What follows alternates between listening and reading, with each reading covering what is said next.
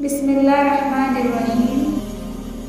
نبی کریم صلی اللہ علیہ وسلم نے فرمایا، جب امام سورہ فاتحہ کی آخری آیت کہے تو تم لوگ آمین کہو، کیونکہ جس کا آمین کہنا فرشتوں کے آمین کہنے کی موافق ہو جائے گا، اس کے سابقہ تمام گناہ بخش لیے جائیں گے۔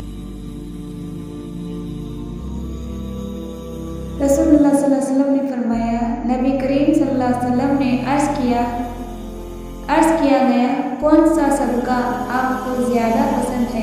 آپ صلی اللہ علیہ وسلم نے فرمایا، پانی کا صدقہ۔ جو بندہ مجھ پر جمعہ کے دن اور جمعہ کی رات کثرت سے درود پاک پڑھے گا، وہ درود پاک میں خود کانوں سے سنوں گا۔ جس نے میری ایک حدیث سنی اور پھر دوسروں تک پہنچا دی، اس کے لیے قیامت کے روز میری شفاعت کا واجب ہوگا۔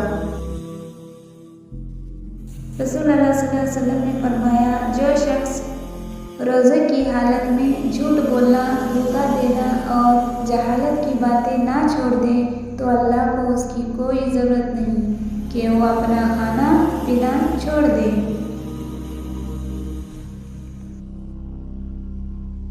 نبی صلی اللہ علیہ وسلم نے فرمایا، آسانی پیدا کرو، تنگی نہ پیدا کرو، لوگوں کو تسلی دو، نفرت نہ دلاؤ۔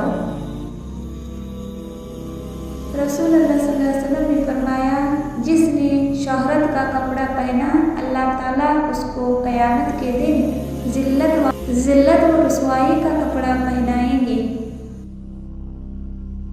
رسول اللہ صلی اللہ علیہ وسلم نے ارشاد فرمایا، فرشتے کسی ایسے گھر میں داخل نہیں ہوتے ہیں جس میں کتا یا تصاویر ہوں۔ رسول اللہ صلی اللہ علیہ وسلم نے فرمایا، جو شخص گواہی دے کہ اللہ کے علاوہ کوئی معبود نہیں اور محمد صلی اللہ علیہ وسلم اللہ کے رسول ہیں، تو اللہ تعالیٰ اس پر جہنم کی آگ کو حرام کر دے گا۔ رسول اللہ صلی اللہ علیہ وسلم نے ارشاد فرمایا، ہر تصویر بنانے والا جہنم میں ہوگا۔ اس نے جو بھی تصویر بنائی ہوگی اس کو ایک جاندار چیز بنا دی جائے گی جو جہنم میں اس شخص کو عذاب دے گی۔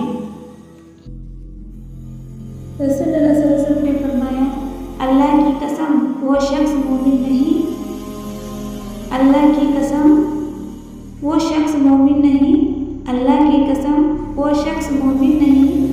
کسی نے پوچھا، اے اللہ کے رسول، کون شخص مومن نہیں؟ رسول اللہ صلی اللہ علیہ وسلم نے فرمایا، وہ شخص جس کی تکلیف و شرارت سے اس کا پڑوسی